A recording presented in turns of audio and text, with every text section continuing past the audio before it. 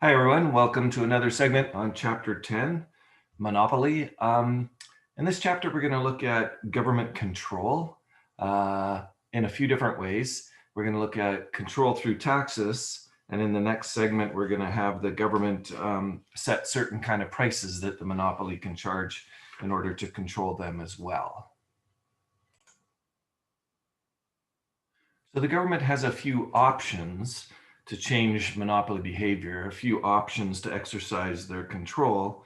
And we mentioned taxing the monopolist, which we'll have a look at. We mentioned government price setting, forcing the monopolist to charge certain types of prices that are presumably better for society. And then there's nationalization. Let's take a look at nationalization first. That's basically where a government comes in and just takes over the company, takes over the monopolist. So that's certainly one way to control the behavior of the monopolist, by completely taking them over and nationalizing them. But that rarely, if ever, happens in Canada, but it does happen in some other countries where even some Canadian companies that might operate in other countries might be under the threat of that country's government nationalizing their business inside those borders. But it rarely happens in Canada. We have crown corporations owned by the government, like the CBC, Canadian Broadcasting Corporation, or Canada Post. Those are owned by the federal government, but they weren't nationalized. They were just started that way. There are countries that were crown corporations, like, excuse me, Air Canada, Petro-Canada, that became privatized, but that's kind of reverse nationalization. But let's take a look at two ways that you can tax a monopolist. So the first tax we'll look at is a lump sum profits tax. So that's a tax that occurs all at once. And it's after profits are determined. They go in and they tax a certain amount. So let's take a look at what this looks like on the graph. And like I said, it's a pretty busy little graph, but really there's only one extra thing on here that we're not used to looking at. First of all, we'll trace the normal demand curve here. There it is. Then the marginal revenue curve falls out underneath it. We've got a marginal cost curve, and then we've got an average cost curve before tax. Excuse me, let's look at those. So always we find the profit maximizing position of the monopolist, and we determine that's right there, where marginal cost equals marginal revenue. So that's a 1 million quantity is the optimal quantity for the monopolist to produce. And therefore, if we go up to the demand curve or the price line and come across, there's the price that the monopolist would charge. And then they'd earn their profits. And right here was their average cost. Up here is the price they charge. So this whole distance in between here, of course, times 1 million would be the actual profits they made. So the government can say, hey, you're making too many profits. We're just going to lump sum tax you. So they take out a certain amount. And that basically, if it's averaged over the average cost, we essentially have a new average cost curve. It's shifted up because they essentially put that lump sum tax and average it over the output. And we get this new higher average cost, which includes the lump sum tax expense. So all that means is that the monopolist now, the total profit after tax is a smaller amount. The blue box. But what did that do? Did that change the quantity that the monopolist would want to produce? Does that change the actual price the monopolist want to charge? And the answer is no, because if you went and did your profit maximizing condition all over again after the lump sum tax, or knowing you were going to get one, this is where marginal revenue equals marginal cost.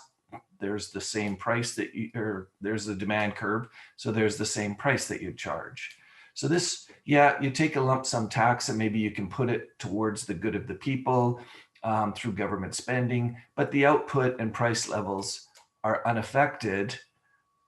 The monopolist does earn lower profits due to those higher costs, but we didn't really help people too much by trying to reduce the price or increase the output. So we're going to take a look at a sales tax on the monopolist now and see if that affects price and quantity. So here's the graph that shows a sales tax being applied to a monopolist. And if you remember, when we were studying elasticity, we used a sales tax and we saw that it shifted the supply curve up by the amount of the tax. Well, the monopolist marginal cost curve is the supply curve, as we know. So it's just going to shift its curve up by the amount of the tax. But let's start with the original marginal cost curve and marginal revenue. Find the profit maximizing output by where those two cross. It's 140. Go up to the demand curve, come across, and the price the monopolist would charge unregulated would be 65. But now with the sales tax put on it, the marginal cost shifts straight up to MC2. That's fine. We just go ahead and do the same old analysis. We find where marginal cost equals marginal revenue right there, the new marginal cost. And we find that the new quantity has gone down. So that's sort of contrary to what we'd want. We'd want the monopolist to produce more product for people. And then if we go up to the demand curve to come across to determine the price they'd now charge of 70, we see that the price they charge actually gone up. So it shifts part of the tax to the consumer, it raises the price, and lower quantity is produced, which is not necessarily what we wanted, right? We were criticizing monopolists to say they already produce a lower quantity than perfect competition and a higher price. So with the sales tax, the price actually goes even higher and the quantity even lower. Yep, the profit is reduced for the monopolist, so we can't say they're making as much profit anymore, but it really wasn't that wonderful of a solution. And these are used on rare occasions. So far we've looked at nationalization as a way to control a monopolist. That's an extreme measure where you take over the company. And then we looked at two types of tax. Excuse me, the lump sum sales tax, which we showed, yep, takes away some of the monopolist profit and the government can put that to good use in the country. But it really didn't change the price the monopolist charged or the output. Then with the sales tax, we said, yep, that does reduce the monopolist profit as well, but it actually decreased the amount of quantity they produce for the general public, and it further increased the price. So those are the summaries of those three situations. Perhaps a better and more useful type of regulation or type of government control would be to actually have the government set certain types of prices. And that's what we're going to do in the next segment. Have a look at that, and we'll see you when we get there.